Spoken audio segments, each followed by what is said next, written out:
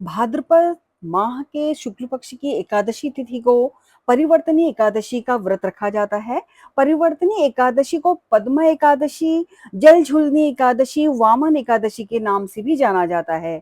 धार्मिक मान्यताओं के अनुसार चतुर्मास के दौरान पाताल लोक में जब शीर निद्रा में वास करे भगवान विष्णु इस दिन करवट बदलते हैं। इसी वजह से इसे परिवर्तनी एकादशी कहा जाता है।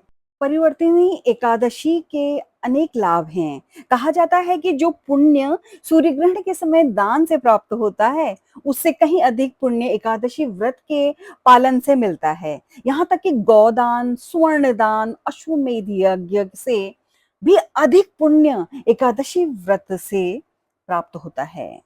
इस व्रत को करने से व्यक्ति के पितर नीच योनि से मुक्त होते हैं और परिवार पर आशीर्वाद बरसाते हैं, जिससे घर में सुख शांति बनी रहती है। एकादशी व्रत करने वालों के घर में धन धान्य, संतान और कीर्ति में वृद्धि होती है। साथ ही श्रद्धा और भक्ति में बढ़ोतरी होने के साथ साथ जीवन रसमय हो जाता है। भगवान शिव ने नारद मुनि से कहा था कि एकादशी व्रत करने से व्यक्ति के 7 जन्मों के पाप नष्ट हो जाते हैं और परमात्मा की प्रसन्नता प्राप्त होती है। एकादशी के दिन किया गया व्रत और दान अनंत गुना पुण्य प्रदान करता है। इस दिन आप विष्णु सहस्त्र नाम स्तोत्र का पाठ करें, घी का दीपक जलाएं। यदि संभव न हो तो 10 माला गुरु मंत्र का ही जप कर लें।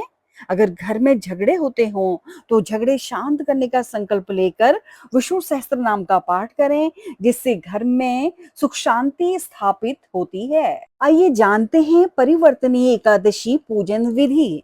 इस दिन सूर्योदय से पहले उठकर सभी कामों से निवृत्त होकर स्नान आदि कर लें। इसके बाद साफ सुथरे वस्त्र धारण कर पूरे घर को गंगा जल से पवित्र कर लें। भगवान के सामने बैठकर ध्यान करें और व्रत का संकल्प लें। इसके बाद सूर्यदेव को जल चढ़ाएं और भगवान विष्णु को पीले रंग का चंदन और अक्षत लगाएं। भगवान विष्णु को पीले फूल की माला, तुलसी दल आदि चढ़ाएं। भगवान विष्णु को खीर का भोग लगाएं और भोग में तुलसी पत्र अवश्य डालें, क्योंकि तुलसी भगवान विष्णु को अति प्रिय है। इसके बाद घी का दीपक और धूप दीप जलाकर विष्णु की एकादशी व्रत का पाठ करें। पाठ करने के बाद भगवान विष्णु के मंत्र का कम से कम 108 बार जप करें, फिर कथा शुरू करें, क्योंकि कथा के बिना व्रत अधूरा माना जाता है। आइए जानते हैं परिवर्तनीय एकादशी कथा। परिवर्तनीय एकादशी की कथा के अनुसार त्रेता युग में बलि नाम का एक असुर था। वह अत्यंत भक्त, दानी, सत्यवादी तथा ब्राह्मणों की सेवा करने वाला था। वह सदा यज्ञ तप आदि किया करता था।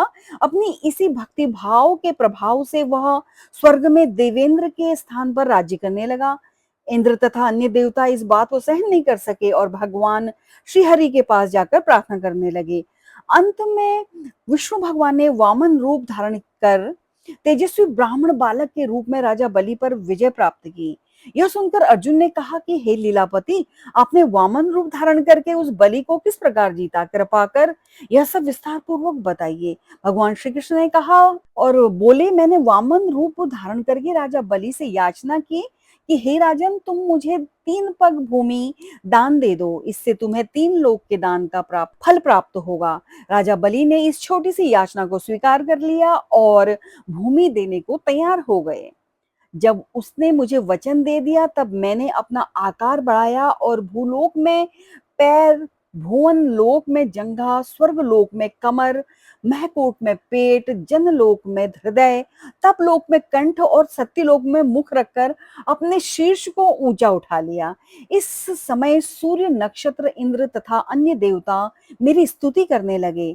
मैंने राजा बलि से पूछा कि हे राजन, अब मैं तीसरा पग कहाँ रखूं? इतना सुनकर राजा बलि ने अपना शीर्ष नीचे कर लिया। तब मैंने अपना तीसरा पग उसके शीर्ष पर रख दिया और इस प्रकार देवताओं के हित के लिए मैंने अपने उस असुर भक्त को पाताल लोक में पहुंचा दिया। तब वह मुझसे विनती करने लगा। मैंने उससे कहा कि हे बलि, मैं सदैव तुम्हारे साथ रहूंगा। भादों के शुक्ल पक्ष की परिवर्तनी नामक एकादशी के दिन मेरी एक प्रतिमा राजा बलि के पास रहती है और एक क्षीर सागर में शेषनाग पर शयन करती रहती है।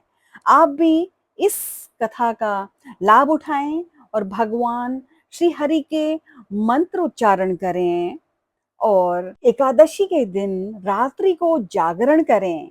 विशेषकर इस दिन चावल का त्याग करें, सात्विक भोजन ग्रहण करें, फलाहार ही लें, व्रत का पारण समय पर करें। यह समय सुबह 5:30 से 8:01 तक है। आप पर श्री हरि की कृपा बनी रहे। आप सभी सुखी हों। आप सभी को परिवर्तनी एकादशी की अनेक अनेक शुभकामनाएं। धन्यवाद।